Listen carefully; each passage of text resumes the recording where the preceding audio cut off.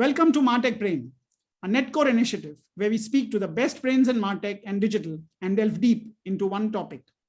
My guest today is Mohammed Al Ogaily, VP Product at Anghami, the first legal music streaming platform in the Middle East and North Africa. And we're going to wait for Mohammed to tell us about the astonishing and extraordinarily large numbers that the platform serves. His chosen topic for our conversation is a first on MartechBrain, product-led growth. So that's what we're going to dig deeper into, Anghami's approach to product-led growth. Welcome to MartechBrain, Mohammed. Thank you. Thank you, Rajesh. Thank you for inviting me. And it's a beautiful view, of course, you have in the background. Thanks. So let's start with about Anghami. I think tell us, for a lot of our listeners are in India, Southeast Asia, and of course the Middle East. Tell us more about Anghami. Yeah, so Anghami is the first and currently the largest music streaming platform in MENA, in Middle East and North Africa. We basically have over 70 million users across the region. We've acquired more than 57 million songs actually, between Arabic music and international music, whether from the US, from India, from Europe. We've acquired a huge discography of music. We've also went into podcasts in the past couple of years, of course. So Anghami is basically the audio platform for people in MENA. It's basically you have all the regular features, of course, of a music platform, but we specialize in social audio also. So we've launched multiple different social features and social experiences on our platform. The most recent one of them is live radio, where people can actually play music together, can speak together, can have conversations over music. And we've done a lot around connecting people around music. One of our famous features is Music Match, where you can find people that have the same music taste as you and connect with them and chat with them. So we've done a lot on the social aspect, although at the core, we're a music streaming platform with a lot of different features. And now we'll talk later on about how we ended up on this path of such features. Yes. So essentially, one of the key things is that, of course, the reach is very large. And what's interesting is that a lot of the growth has been achieved through product-led growth. I mean, you put the product at the center for driving growth. So tell us, product-led growth, of course, is a new theme which has been picking up a lot in the last few years. Tell us your understanding of product-led growth, and then we'll get to how you've applied these concepts to Anghami. Yeah, so the traditional way of doing growth is get a big budget, give it to your marketing team. They run campaigns on different digital campaigns, or even worse, if you want to go more traditional, you put billboards on the streets and good luck measuring that. That's the traditional way everyone does growth. And that's the way we used to do that. But then if you do that, you end up getting a lot of users. Great, your numbers of installs are great. Everyone is happy with that. But if you don't have a very good product, you will lose all of these. You have a funnel, but your funnel is broken. You're putting a lot of water, and then the water is leaking from all around. Absolutely. And there's only one way to fix this. You need to have a product that users like, that users love, that users use. If they come in and then you have low day one retention, you get 100 users and the next day you end up with 10, then where is the growth? You end up with no growth. You're losing more users than you're getting. You're spending money on nothing. You have to switch your approach. And the approach is, okay, I got a user. How can I keep him? Why would the user stay using Anghami? Why would he stick around? Why would he do the first event? And there where your mission starts. One, you would change your approach to growth, but more importantly, you would change your approach to product. You no longer work towards shipping features. You no longer ship outputs. You ship outcomes That's the main difference. Mm. Your product team ends up shipping outcomes, and the outcome is increasing day one retention, increasing subscription, increasing revenue, decreasing churn. Those are the numbers that matter, and those are the numbers that grow your growth. No matter how much you spend on Facebook, you will not be able to grow your day one retention or your revenue or your subscriptions via those campaigns. If your customers are not happy, no campaign will fix that. So for you, Mohammed, which is the North Star metric? You spoke about a lot of parameters. You want to measure, of course, day zero or day one installs, and of course the uninstalls, because you want to make sure that number is low. Then about revenue. But if there was one metric which you would work to optimize, what would that be for you? So the main metric we focus on all the time is number of users who are playing music. That's the main target. If we get the user to play music, a lot of things change. The more they play music, a lot of things change. It took us some time to reach that North Star, to figure out that this is the North Star. But and then after reaching it, the more important part is getting alignment from everyone and all teams that this is the North Star, and here is why. Then we prove to everyone, see, users who play a lot of music end up subscribing. Then you have the subscription team aligned on that. Users who play music stick around longer. If you get him to play music in the first 30 minutes, he will come back tomorrow. Then you get the marketing team in, then you get the engineering team, then you get everyone aligned that this is the North Star. And then where's your mission starts. But there's a prerequisite to put a North Star metric, which is measurement. A platform or a startup who does not do measurement properly will not be able to do product-led growth, will not be able to do product development properly. You need to ensure from day zero that you have the proper measurement tools, that you are tracking the right things, and your team is able to use those tools. If you only rely on a couple of data analysts to do everything for you, then your product managers and your growth team end up practically useless, practically robots taking the analysis and acting on it. You need to ensure that everyone on your team is able to do analysis on their own, to look up the data, to do their own analysis, and then our product approach starts. So basically, every time a product manager, for example, wants to start a project, we start with a problem. We start with something we want to improve. Let's say we want to let's go big. We want to increase our number of streamers, of users who play music. Then what do? You go, we now have the data. You go analyze the data. Figure out that you're collecting the right data, you're looking at the right type of data, then you analyze it and you dig deeper and deeper, and you ensure that you're asking the right questions. And it's very important to that. Sometimes teams end up asking the wrong question and they end up digging in the wrong hole and end up somewhere that's not really beneficial for the North Star. So always ask yourself, what question should I be asking here, and why is this important?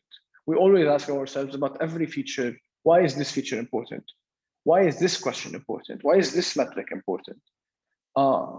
So you keep asking those questions. Then you build your hypothesis.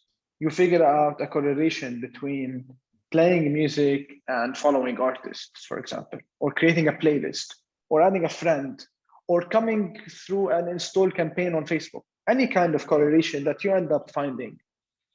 You build that hypothesis. Of course, not alone. Of course, a team builds that, and we always discuss together and brainstorm together. We end up with a list of different hypotheses that could be possible. Then we pick the ones that make most sense to us. And sometimes, and here is where it gets more challenging. It's not just data. It's your gut feeling too. The data, you can read the data in many different ways, and you can play around the data to just prove your point or to work towards one specific goal. But always trust your gut, trust other people's gut feeling, your team's gut feeling, trust what you all are feeling towards, and then experiment. There is there's nothing wrong with experimenting, because even if you're wrong, it's fine. That's the cool thing in experimenting and A/B testing. You'll always find the potential there. You'll find, okay, I found a correlation between playing music and liking following a playlist, for example, or creating a playlist. Okay, here's my potential. My potential is increase number of users creating a playlist. That's a good potential. Now, how do I do that? I need to experiment here. Is it a button I need to change? Is it copywriting I need to change? Always don't think big. In such situations, think small. The smaller, the better. In many cases, we had to change a single word to make a difference. We had to change a color to make a difference. Those things matter. You don't need to refactor or revamp or rewrite something to become better. Don't listen to your engineer in this case, because the engineer is going to tell you rewrite it. Do not listen to him. Do not listen to the UX designer if they say, let's redo the whole thing. If you redo the whole thing, you're starting from scratch again. And it's very hard to go back. Iterate. We always iterate. One of our key values is done better than perfect. Doing something about it, making a difference rather than doing a perfect scenario and changing the whole thing. And oh wow, you will never get to the oh wow thing. And then you run an experiment, then an experiment, then an experiment. And after each experiment, you analyze again. And after each analysis, you would do the exercise again. Analyze again, check the numbers, hypotheses, experiment, and all over again. This ensures that all the product features we build or enhancements we build are driven by what? By the metrics that are built and designed to grow our product. And this changes our whole product development process. And it ensures that our product development process is one, data driven, but two, and this is something you need to work on at the same time, user centric. You need to keep both hand in hand. You do something that is data driven, but you always think user first, not team first, not data first, not engineers first, not designer first, not product manager first, user first. What would the user need? So fascinating insights, Mohammed. But I had a very basic question into this. When and why did you make this switch? Because most companies, the focus does tend to be primarily on new customer acquisition. The ad tech budgets are probably 10 times that of, say, customer retention, development. A lot of capital available in the world. So everyone says it's a land grab out there. Go get new customers. Go get new customers. Yeah. There's not as much attention given on sort of what happens to that, because everyone's tracking just, for most places, the North Star metric that even potential investors want to know is how many new customers did you acquire? So somewhere, I'm assuming you basically drove the switch towards the product-led growth approach. And it's still very rare to find this kind of approach in a lot of companies. While people talk about it, it's a very hard approach because, like you described, it's getting a lot of teams aligned, the culture of experimentation, iteration, looking at metrics. And that discipline at some times is not very easy to inculcate. So how did you go about that? What are the internal challenges that you faced? How do you get your team and senior management aligned towards this approach? Yeah. So one is, okay, we had to figure out, okay, something is not working out. And there's something around the terminology. Our current growth team was called marketing team. So acquisition of users was under marketing. And the goals of marketing were way far away from the goals of product. Marketing's objective, as you said, acquire more users, and they were doing a great job. We, on the other hand, were sitting on the other side and looking at our numbers and saying, okay, great, we added 10 features this year. Great, they added millions of users this year, but the numbers are not good. Users are not sticking around. Retention is not good. You have many problems all around. Okay, obviously we're doing something wrong. So admitting that your current approach is not getting you healthy results, because fine, what investors care about is important, and achieving your team's KPIs or OKRs is important, but at the end of the day, you want to become profitable. You want your users to engage. You want your users to stay around, to use those features. So, for example, one way we saw it, we released a feature we were very excited about. Then we did not have a lot of engagement. We did not have a lot of adoption on it. Why? Because we don't have a lot of users sticking around, and your user wouldn't try all of your features. So we admitted, okay, something is wrong there. And then our focus as a product team was, okay, we need to increase X, Y, and Z. And obviously we can't do it alone, because if your marketing team is going and getting users, what we call cheap users, the users that are low quality users, then they make the problem much harder for you. The user is not here exactly for what you build, and their expectations are not met, etc. So, okay, then the problem is not just in the product. The problem is in the acquisition too, because we see the organic users, the users who saw the app organically, they're doing great. I think you're muted. Sorry about that. Just to interrupt you, essentially what you're saying is that you probably have to define what one would describe as an ideal customer journey for your best users. Exactly. And then make sure that the others who are coming in also then follow that journey, and then you're nudging them, you're prodding them along towards that ideal journey or set of journeys that you want. Exactly. And one thing we noticed along the way that it is related to where those users came from.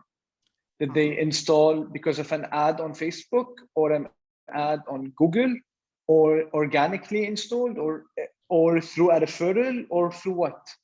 We started measuring the differences. So you have to keep the source, the attribution that you're doing, and use that also for the onboarding process. Exactly. So in a way, AdTech has to provide the information which then your MarTech teams for engagement and retention and growth can use. In many cases, there's a divide, because many times the user comes in and then you forget from where the user came in, and then you just move on. And then treat them all equally. Yeah. Yes. Great. Yeah, you can't treat them all equally, and you need to measure the differences between them. And you would definitely notice differences. And then when you figure that out, then obviously you need to collaborate with the other teams, and you need to get their buy-in on the change of approach. How do you get the buy-in? So switching to a product-led growth is better for everyone. Actually, it makes the growth team's lives better. And we actually did that switch. The marketing team became a growth team. The mentality changes when you change the labels. Then you start collaborating. Okay, I need to make your life better. You need to make my life better. And then obviously you wouldn't have 100% alignment on everything, but of product wants more organic users. Growth can get you more paid users. And then we need to find the proper balance, and we show them what we're doing. They show us what they're doing. And then, as you said, that's the user journey. What can we enhance? There's no way you can enhance the user journey without getting all teams aligned. And the only thing you can get people to agree on is numbers. And put numbers on the chart, put numbers on everything, and then the result is obvious.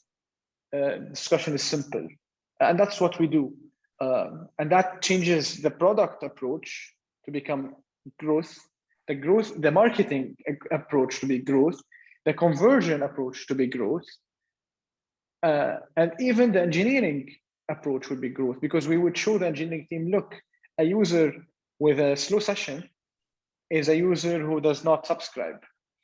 And then what happens here, you're putting a dollar value on the crash rate or the slow response. And that also changes the approach in the engineering team. And everyone is working towards a specific number that is very far away from them, but at least they now understand where that came from and how their work affects the North Star metric.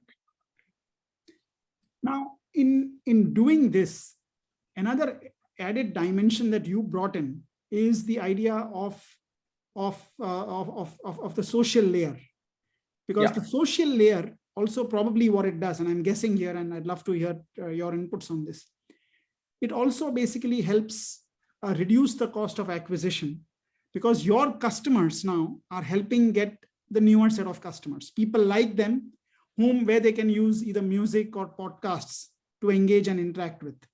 So that's a big sort of next step forward. Is that the way you sort of thought about it?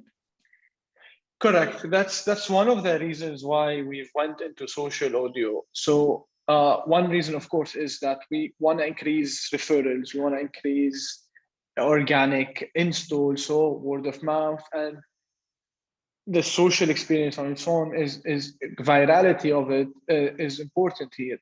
And the way we thought of it is, so one, you need to ensure you have an edge against competition. You're not just a music streaming platform. There has to be something more than that. And as a company, as a team, we've always believed that music is a social exercise. Playing music is not something you always do alone. In many cases, you do it with your friends, with your family, in the car, at a party. You share the music with people. And we noticed it from the beginning when we're looking at the numbers of people sharing songs. The number one place they share to was WhatsApp. Why would they share to WhatsApp? Because you want to tell your friend or your brother or your son about a song, and you want them to play it. The first thing that came to mind, okay, why should the user go outside the app to send the song to someone else who is in the app? That's why we created a DM feature, a chats feature, where they can just send it directly inside the app. What did we win? We want more. We want more time spent in the app, more screen time for us. What did we win? We won that now. Once you're used to that, you will ask that friend that does not have Anghami, just install Anghami so you can easily send it there. And from that interaction, we thought there's more potential there. And here you go back to that approach. There's more potential here. Get more user-to-user interaction, get more retention. And then we started thinking of more user-to-user interaction. We built musical stories, and we allowed you to react to the songs your friends are playing and reply to them. And then we wanted to create more communities around users. So we created live radio, and we allow you to become a music influencer or an audio influencer. You would start your own live radio show with your own music, and people would come in and talk with you, and you'd all chat together via text and via audio. All that creates more of a community and creates a unique experience. And if it's a unique experience, you can't take it outside the app. If one of your friends is not here, the only solution, bring him here. In other scenarios, if your friend is not here, they can be somewhere else. You can all go start a group chat on WhatsApp to share music there. If he uses a different music streaming platform, you send him the name, he'll search for it there. But here, no. There is something unique. Everyone needs to come back here. And there also, what do you get? Well, you get more growth. Fantastic. Yeah. So one of the questions, which comes up any time in my interactions with companies who are pretty much app first or app only companies, is the single biggest problem in the industry. And I think you've of course had a great way forward in solving it, but I'd love to get your tips for others on this. Is how do you ensure that the person who installs the app first time, okay, does not uninstall it? Because this is the single biggest problem that is there in the industry today. So I'd love to get your sort of 3 growth hacks for all app companies. I mean, I know it depends on the vertical, etc., all of it, but there's probably a lot of commonality. What are 2 or 3 growth hack advice that you can give to other product leads like yourself? It's a great question, and it's a very hard thing, and I can't claim that we 100% solve the problem. We still have a lot to do, but there are many experiments we've done that helped us along the way. One thing we've done, so there's one important tip here. Don't be too pushy, but be a bit pushy. So one thing we've done, we've worked a lot around push notifications, experimented a lot around that. So you would fail if you send a lot of push notifications. we found correlation between sending a lot of push notifications and uninstalls. But we also found correlation between no push notifications and uninstalls. Yeah, so there is a balance in the middle. So what we've done at the end, that it actually got us a lot of good results. If you stop using the app for a while, after a few days, we send you a cute push notification, a push notification that is, and here is the importance of copywriting, of course. Send you a push notification that is more funny, more emotional, rather than a reminder to use the app. Please use me. No, it's more of, we've missed you. Come back. Something funny. And this helped us with two things. One, we got users come back. Two, we got users talking about this. We always see tweets around that push notification because it's witty, because it's cute, because it's funny, which is word of mouth, which is organic again. But it keeps us on top of people's minds. If Anghami is on top of your mind, you wouldn't uninstall it. And the main reason people uninstall apps is that your phone is full because you took too many pictures and you need to get rid of the apps you haven't been using. Sometimes, take me personally, I wouldn't uninstall an app, even if I'm not using it, because I know it's beneficial for me. It's important. I like it. Customer satisfaction is very important here. Even if they're not using it, if they know you, they like you, if your NPS is high, you're fine. You wouldn't get uninstalled. So one way were those push notifications. Another were comeback offers. So if you leave, after a while, we would send you an email and ask you to come back, and in return, we'd give you an extended free trial, 60-day free trial. And that got a lot of users to come back to the app.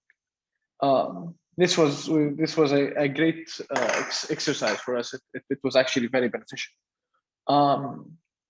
With the push notifications, for example, we had to lower it down. You cannot keep insisting. So we do like day 4, then like it's day 10, then like day 30 or day 60. So there's a lot of gap between them. So we just don't insist on the user a lot. Also with emails, sometimes emails are good to remind them that you exist so they come back. But sometimes they remind them that you exist so they uninstall or unsubscribe. So don't over remind users unless you're a very good app with a high customer satisfaction, then you're fine. Yeah. There are a lot of things we've done all around to enhance that. But it all goes back to the retention problem. If the user stops using the app, this is your biggest warning. They would eventually uninstall. And frankly, putting all the numbers aside, if they stop using the app and they're not coming back, whether they keep the app installed or they don't keep it installed, they're gone. Except that number that your CEO sees is different. But realistically, if you do care about your product, you care about them not stopping using the app. And then, given our approach, you narrowed it down from uninstall to stop using. Okay, why would they stop using the app? And what correlation do you have between stopping using the app and other things happening? You would take that approach and start thinking. For us, we were able to correlate it with unsubscribing. So a user who was Plus and stops being Plus, he stops using the app too. He wouldn't use the free version. Then we narrowed it down again. Why is he unsubscribing? Is it too expensive? Is he going somewhere else? Are we doing something wrong there? And this approach helps any platform in whatever sector narrow down the problem of why are your users leaving. Well, great. I think if I distill it down, there are two sets of things which you're saying. One is keep asking why. If there is an action that you would like done which is not happening, why is that not happening? And then the second side of that is use numbers, the metrics, the measurement that you're doing to figure out where that particular drop is happening. Maybe some instinct, some gut feel that is there in this also. Probably even some human conversations with people who are not doing it. Because when you talk to people, you always learn. Correct. doing user research is very important here. Data won't answer everything. There are some answers that are way too obvious if you just ask the user, and impossible to answer if you ask the data. The data can give you a correlation, but can't really tell you the why. You would guess the why. Go watch a user doing it. You'll figure out the why. Absolutely. Yeah. Great. I think it's been a fascinating tour through the world of product-led growth. I think great success story with Anghami. I want to move to a slightly different topic.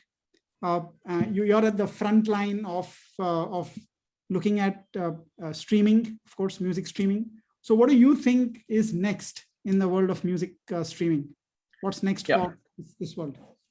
I think in a few years we're gonna stop calling it music streaming and we're just gonna start calling it audio. There is an audio experience all over the place. It's no longer about just the music. So with the introduction of podcasts, which started being available more and more in MENA, for example, in the past 2-3 years, and with the social audio that we've been talking about, and with all the different different audio experiences, I think most of the audio, the music streaming platforms are going to become audio streaming platforms that are focused on any audio format. And I think audio is underrated. There was a lot of focus, especially in media and advertisement, on video, on visual stuff because of traditional TV, everything. But at the end of the day, there's a lot that you can communicate through audio alone without having to go through video production and all that. Audio production is much simpler, much easier, much lower in cost. And the main thing you get out of any ad or any audio or anything is what the people are saying. Brands and platforms are going to understand, and even people are going to understand the best way to reach people is through sound, through their ear.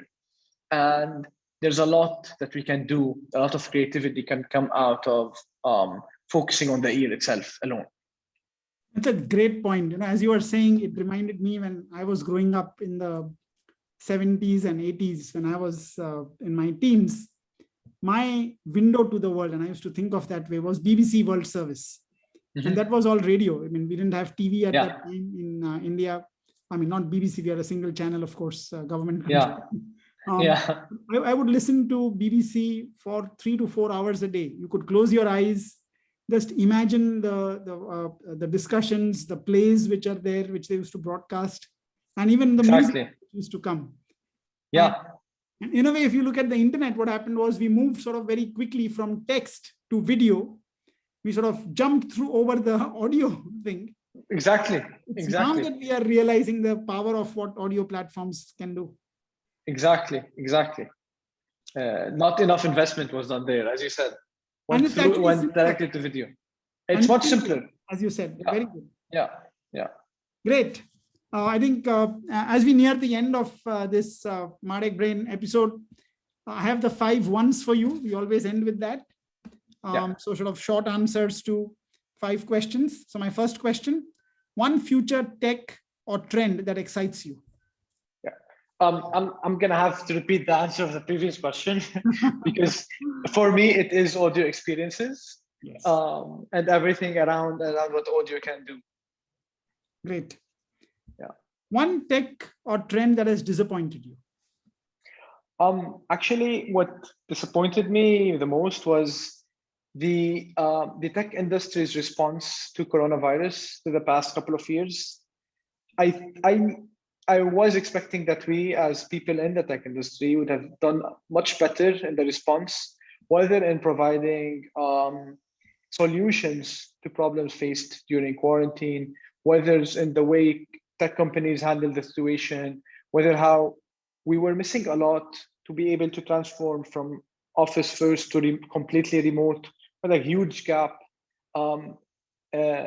Until now, I think there's a lot of solutions that can come out to help people with what we went through all those couple of past years, and we haven't seen enough, I think.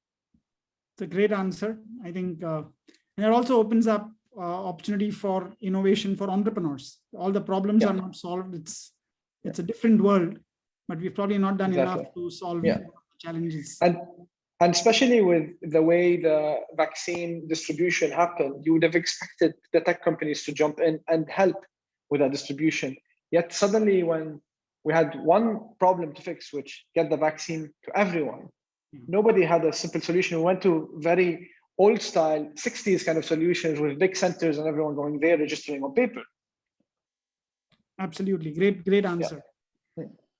One good book recommendation for people?